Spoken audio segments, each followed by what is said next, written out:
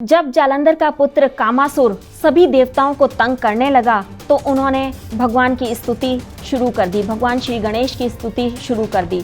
उन्होंने विकट अवतार धारण किया और वक्रतुंड अवतार यानी कि गणेश जी का पहला अवतार जिन्होंने धरती पर अवतरित हुए। भगवान भोलेनाथ की जो भी कोई पूजा कर लेता है, भगवान भोलेनाथ अपने स्वभाव के अनुसार उन्हें वर भी प्रदान कर देते हैं। कहते हैं कब जब भी किसी के पास कोई शक्ति आ जाती है तो वह अपने आप को अहंकार में लिप्त कर लेता है। कहा जाता है कि कार्तिकेय जो कि भगवान गणेश के बड़े भाई थे, उन्होंने तारकासुर का वध किया।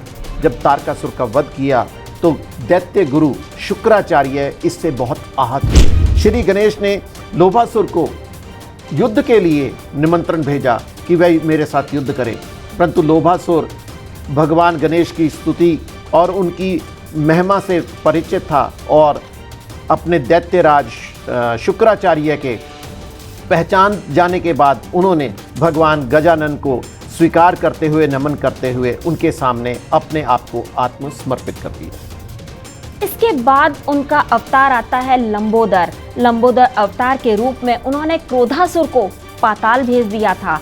इसके पीछे की घटना इस तरीके से है, लंबोदर अवतार में अवतरित होकर उन्होंने क्रोधासुर को समझाया कि तू कभी भी ऐसा नहीं हो सकता कि तू अजेय रहेगा, कभी न कभी तो अंत होना ही है। शुक्राचार्य जो दैत्यराज गुरु हैं, उन्होंने भी भगवान गणेश की ही स्तुति करने के लिए उन्हें प्रेरित किया। धुएं का जो अवतार उन्होंने लिया था, उस अवतार के कारण उन्होंने अहंतासुर को पराजित किया था। क्यों उनका सिर काटकर उनकी जगह पर हाथी का सिर लगा दिया गया था।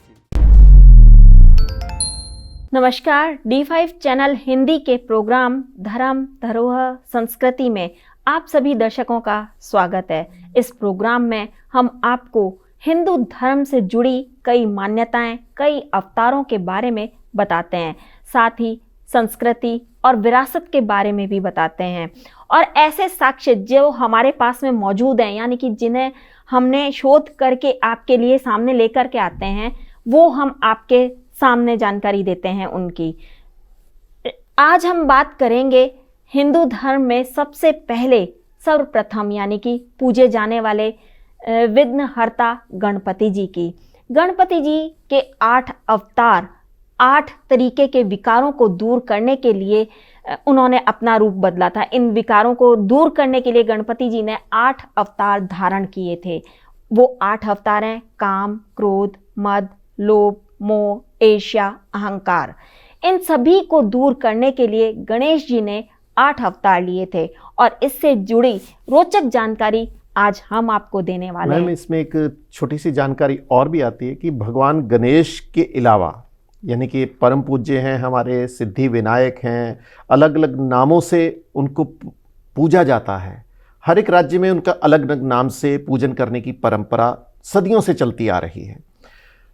भगवान गणेश जी के अलावा भगवान महादेव, देवों के देव, भोले बाबा और विष्णु भगवान, इन सभी ने धरती पर अवतार लिया। और हमारे लिए सौभाग्य की बात इसलिए भी कि इनकी चरण छू आज भी हम महसूस कर सकते हैं। और ये मंदिर, इनके मंदिर या इनके पुरानी या रोचक प्रसंग आज भी हमें अलग अलग ज्ञान से अवगत करवाते हैं, ताकि हम कहीं भी अहंकार से दूर रहें और अपने अपने इष्ट की पूजा कर सकें। आज हम सबसे पहले भगवान श्री गणेश के अवतार वक्रतुंड अवतार की चर्चा करेंगे। वक्रतुंड अवतार यानी कि गणेश जी का पहला अवतार जिन्होंने धरती पर अवतरित हुए। वक्रतुंड अवतार के अवतरित होने के पीछे एक रोचक प्रसंग भी है। दैत्य मत्सासुर एक ऐसा दैत्य जो भगवान भोलेनाथ का अनन्य भक्त था। और कहते हैं भगवान भोलेनाथ की जो भी कोई पूजा कर लेता है, भगवान भोलेनाथ अपने स्वभाव के अनुसार उन्हें वर भी प्रदान कर देते हैं। तो शुक्राचार्य जो कि दैत्यों के गुरु थे, उन्होंने मत्सासुर को कहा कि वे भगवान भोलेनाथ का पूजन करें और इष्ट का पूजन करने से उन्हें मन वांछित फल प्रदान होगा। भगवान भोलेनाथ मत्सासुर के पूजन से प्रसन्न हुए और मत्सरासुर ने अपने देवता से, अपने इष्ट से ये मांगा कि मुझे भय मुक्त होने का वरदान प्रदान करें, भय मुक्त होने की शक्ति प्रदान करें। और भगवान भोलेनाथ ने तथास्तु कहकर उन्हें ये शक्ति प्रदान कर दी। कहते हैं कब जब भी किसी के पास कोई शक्ति आ जाती है तो वह अपने आप को अहंकार में लिप्त कर लेता है, और मत्सरासुर का भी यही हुआ, वह अहंकार में लिप्त हो गया। उसके दो पुत्र थे, सुंदर प्रिय और विषय प्रिय।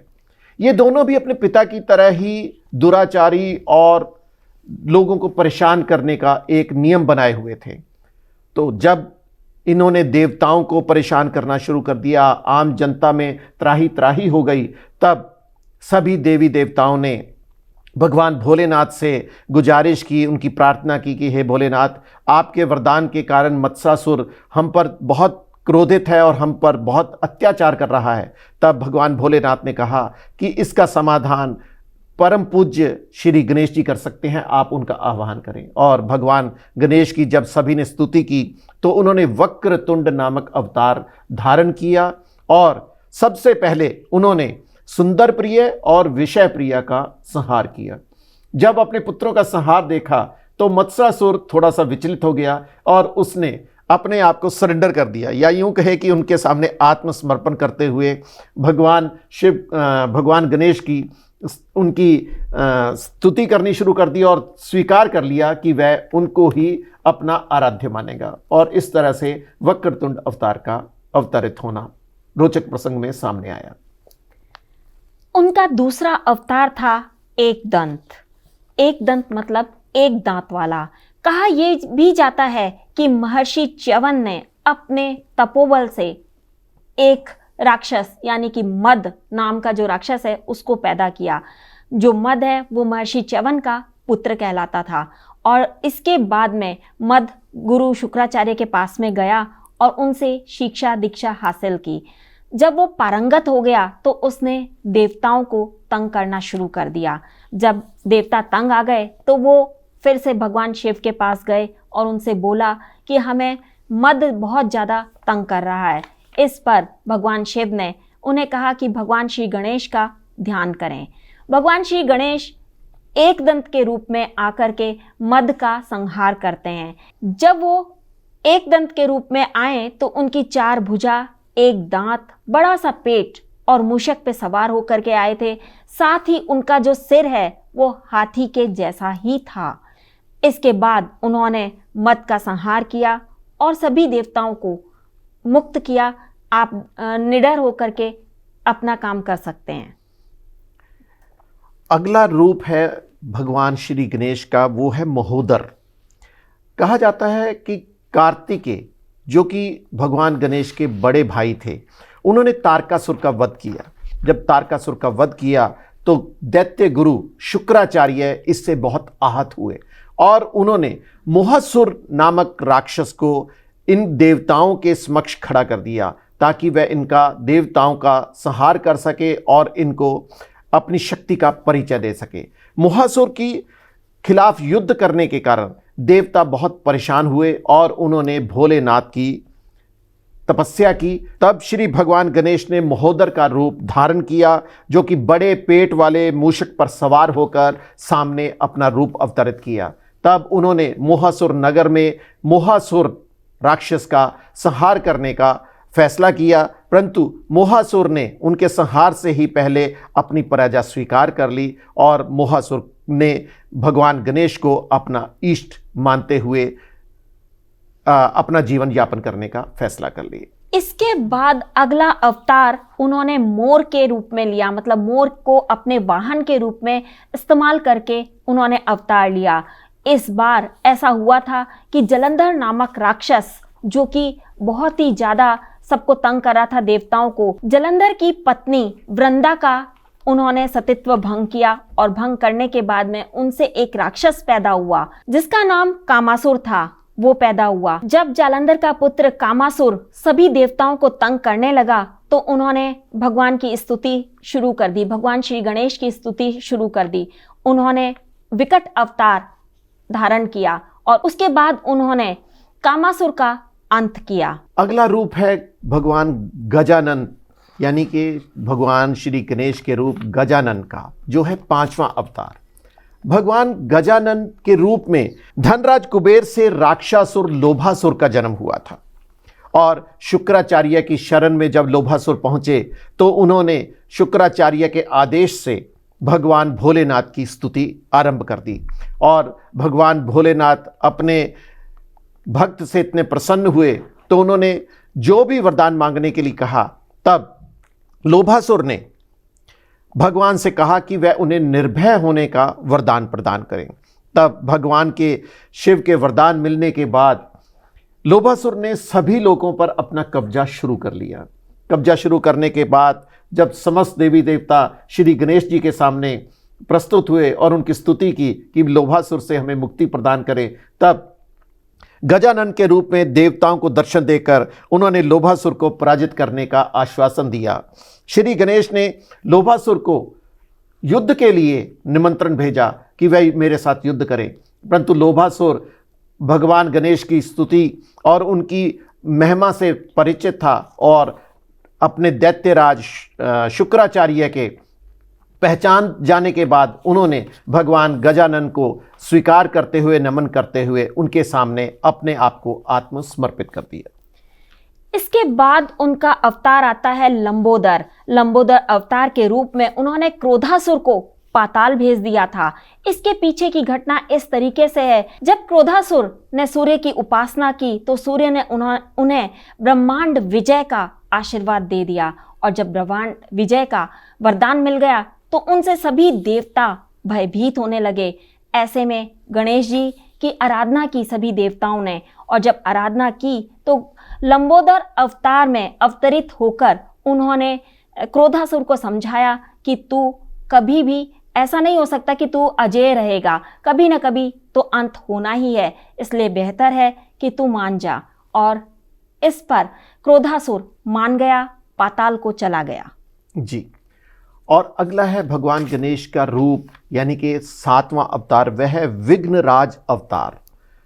इसके एक बहुत रोचक प्रसंग है, वह है कि एक बार माता पार्वती अपनी सखियों के साथ खिलखिलाकर हंसती है, तब उनकी हंसी से एक विशाल पुरुष की उत्पत्ति होती है।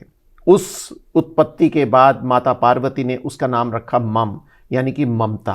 और मम अब माता पार्वती से हाथ जोड़ निवेदन करने के बाद वन में तपस्या करने के लिए चला जाता है और उसकी वहाँ पर मुलाकात होती है राक्षस शंभासुर से।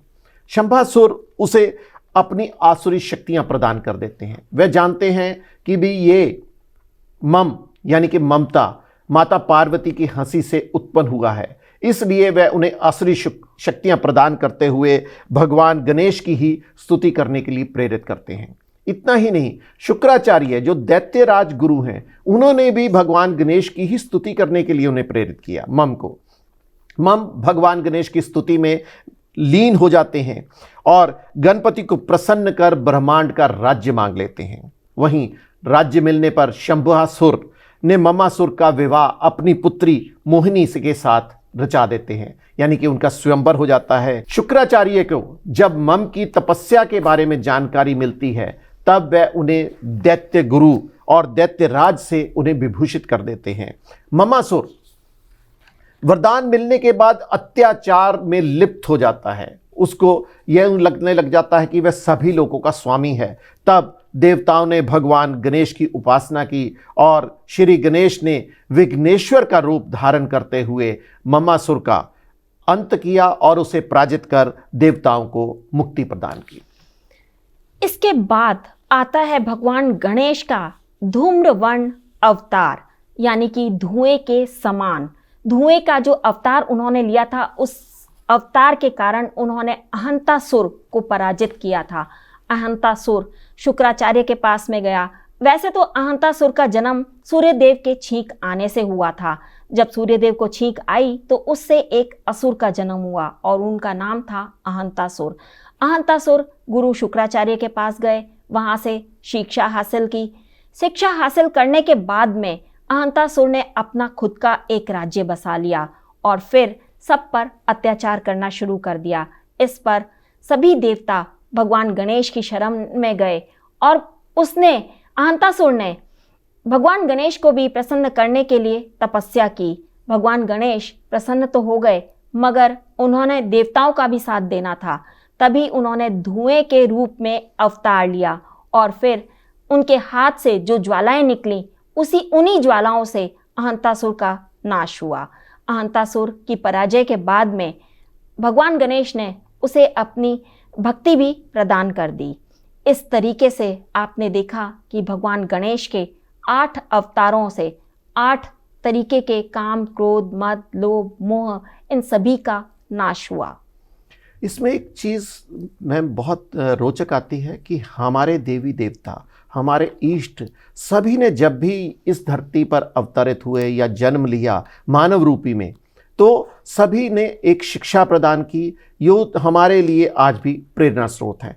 आज हम अगले एपिसोड में कुछ इसी तरह के रोचक प्रसंगों को हम सामने लाने की कोशिश करेंगे ताकि आप अधिक से अधिक इसके बारे में जानकारी हासिल कर सकें। मैं अब प्रदीप शाही आपसे आज्ञा लेता हूं। ऐसे ही रोचक प्रसंगों के साथ फिर से आपके सामने हम जरूर हाजिर होंगे। हो सकता है कल के एपिसोड में हम आपको गणेश जी की ही और कथा से रूबरू करवाएं। ये भी आपको बताने की कोशिश करेंगे कि इस कथा में गणेश जी का जन्म कैसे हुआ था, क्यों उनका सिर काटकर उनकी जगह पर हाथी का सिर लगा दिया गया था। जी, बहुत अच्छा लगा। इस तरह के रोचक प्रसंग मैम आपने कहा कि कल को हम इसके ऊपर चर्चा करेंगे, तो हमारे लिए बहुत खुशी की बात होगी। अब हमें इजाज़त दीजिए। धन्यवाद। नमस्कार।